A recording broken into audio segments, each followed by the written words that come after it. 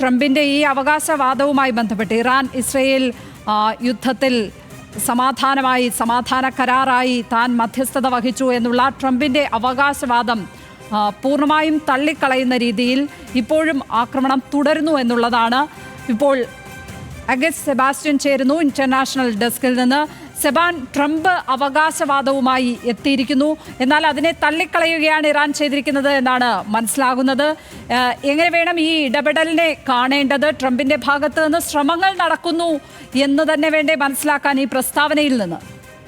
തീർച്ചയായും ലക്ഷ്മി, ട്രംപ് അത്തരത്തിലൊരു ഇടപെടൽ നടന്നു. ഇന്നലെ നമുക്കറിയാം ഖത്തറിലുള്ള അമേരിക്കൻ എയർബേസ്, അതായത് മിഡിൽ ഈസ്റ്റിലെ ഏറ്റവും വലിയ US സേനാ താവളത്തിലാണ് ഇന്നലെ ആക്രമണം ഉണ്ടായത്. അതായത് ഇറാൻ്റെ ഭാഗത്തു നിന്ന്. ഇറാൻ അത് സംബന്ധിച്ച പ്രസ്താവന നടത്തിയത് ഒരു സഹോദര രാഷ്ട്രത്തോടുള്ള ആക്രമണമല്ല, അത് ഇറാൻ്റെ പരമാധികാരം ലംഘിച്ച് ഇസ്രായേലിനൊപ്പം അമേരിക്കയും ചേർന്ന് ആക്രമണം നടത്തിയതിൻ്റെ പ്രതികാരമെന്ന നിലയ്ക്കാണ് ഈ ആക്രമണം. അതുകൊണ്ടാണ് US സൈനിക ബേസിന് നേരെ ആക്രമണം നടത്തിയതെന്ന് ഇന്നലെ ഇറാൻ പ്രസ്താവനയും ഇറക്കി. അതിനുശേഷമാണ് മണിക്കൂറുകൾക്ക് ശേഷമാണ് US പ്രസിഡന്റ് ഡൊണാൾഡ് ട്രംപ് പറയുന്നത് സീസ് ഫയർ ആയി എന്ന് പറയുന്നത്, അതായത് വെടിനിർത്തൽ പ്രാബല്യത്തിൽ വരുന്നുവെന്ന്. അതേസമയം ഏതെങ്കിലും തരത്തിലൊരു വെടിനിർത്തലിൻ്റെ ഒരു അവസ്ഥ കാണാനുമില്ല നമുക്ക്. മാത്രമല്ല, ഇപ്പോൾ ഏറ്റവും പുതിയ വിവരം ഇറാഖിലെ വ്യോമ പ്രതിരോധ സംവിധാനം, അതായത് അതിൻ്റെ റഡാർ സംവിധാനത്തിലേക്ക് അജ്ഞാത ഡ്രോൺ ആക്രമണം ഉണ്ടായി എന്നതാണ് ഇപ്പോൾ നമുക്ക് ലഭിക്കുന്ന ഏറ്റവും പുതിയ വിവരം. ഇസ്രയേലിലേക്കും ഇറാൻ മിസൈൽ ആക്രമണം നടത്തി. 15 മിസൈലുകളോളം പോയതായാണ് റിപ്പോർട്ടുകൾ. ബേർഷേബയിൽ വീണ്ടും ആക്രമണം ഉണ്ടാകുന്നു.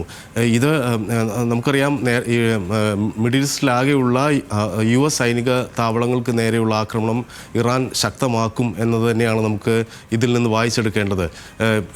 ഈ യുദ്ധം, ഈ സംഘർഷം ഒരു വ്യാപനത്തിലേക്കാണ് പോകുന്നത്. അടിയന്തരമായി ഇതിലൊരു ഇടപെടൽ ഉണ്ടായില്ല എന്നുണ്ടെങ്കിൽ പശ്ചിമേഷ്യൻ രാജ്യങ്ങളിലേക്ക് തന്നെ ഈ സംഘർഷം വ്യാപിക്കുകയും വലിയ തരത്തിലുള്ള ഒരു എസ്കലേഷനിലേക്ക് പോവുകയും ഒരു യുദ്ധത്തിൻ്റെ തന്നെ അവസ്ഥയിലേക്ക് മാറാനും സാധ്യതയുണ്ട് എന്നാണ് നാം ഇപ്പോൾ മനസ്സിലാക്കുന്നത്. ഒപ്പം തന്നെ ഇസ്രായേൽ അവരുടെ യുദ്ധലക്ഷ്യങ്ങളൊക്കെ തന്നെ പൂർത്തീകരിക്കുമെന്ന് കൃത്യമായി പ്രഖ്യാപിക്കുന്നു. ആദ്യം തന്നെ അവരുടെ ആണവ നിലയങ്ങളൊക്കെ തകർക്കും എന്നതായിരുന്നു ഒന്നാമത്തെ ലക്ഷ്യം. രണ്ടാമത്തേത് അവരുടെ മിസൈൽ സംവിധാനങ്ങൾ ഇല്ലാതാക്കുക.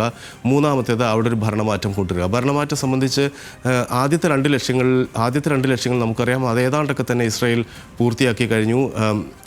ഇസ്രായേലിനെ സംബന്ധിച്ചിടത്തോളം അവിടെ ആ ഭരണകൂടം, അതായത് ഇസ്ലാമിക് റിപ്പബ്ലിക് ഓഫ് ഇറാൻ എന്ന ഭരണകൂടം ഇല്ലാതാവുക എന്നത് പ്രധാനപ്പെട്ട കാര്യമാണ്. കാരണം അത് ഇസ്രായേലിൻ്റെ നാശം ശപഥമെടുത്തിരിക്കുന്ന ഒരു രാജ്യം, അമേരിക്കയ്ക്ക് മരണമെന്ന് ശപഥമെടുത്തിരിക്കുന്ന ഒരു രാജ്യം.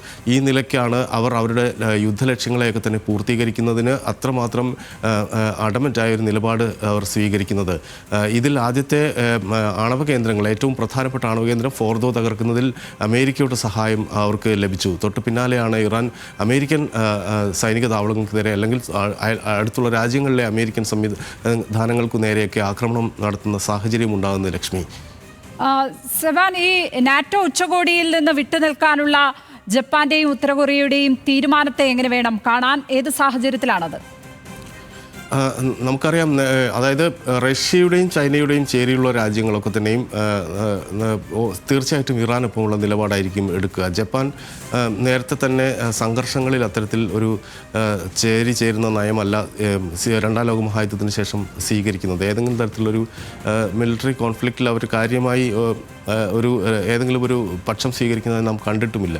ഏതായാലും നേറ്റോയെ സംബന്ധിച്ചിടത്തോളം നേറ്റോയുടെ ചീഫ് ഇന്നലെ പറഞ്ഞത് ഈ ഇറാനിലെ കോൺഫ്ലിക്റ്റിൽ അതിൽ ഇസ്രായേലിൻ്റെ പക്ഷത്ത് നിന്നുള്ള പ്രസ്താവനയാണ് ഇന്നലെ നേറ്റോ ചീഫ് നടത്തിയിട്ടുള്ളത് എന്നതുകൂടി മാർക്ക് റൂട്ടെ പറഞ്ഞതും എന്നതുകൂടി നാം വായിക്കണം. ഏതായാലും ഉത്തര കൊറിയയെ സംബന്ധിച്ചിടത്തോളം ഉത്തര കൊറിയ റഷ്യയുടെ സഖ്യകക്ഷിയായ ഒരു രാജ്യമാണ്. റഷ്യ നയതന്ത്രപരമായി ഇറാനൊപ്പമാണ്. സൈനിക നടപടിയിൽ ഉത്തര കൊറിയ അല്ല, ദക്ഷിണ കൊറിയയാണ് ഞാൻ പറഞ്ഞത്. തീർച്ചയായും ദക്ഷിണ കൊറിയയെ സംബന്ധിച്ചിടത്തോളം ദക്ഷിണ കൊറിയയെ നമുക്കറിയാം ഒരു അമേരിക്കൻ അലൈ എന്ന രാജ്യം എന്തുകൊണ്ടാണ് നേറ്റോയിൽ അങ്ങനെ ഒരു തീരുമാനം എടുത്തതെന്ന് സംബന്ധിച്ച് കൂടുതൽ വിവരങ്ങൾ വരേണ്ടതുണ്ട്. ലക്ഷ്മി, അഗസ്റ്റ് സെബാസ്റ്റ്യനാണ് ഇന്റർനാഷണൽ ഡെസ്കിൽ നിന്ന് വിവരങ്ങൾ പങ്കുവച്ചപ്പോൾ.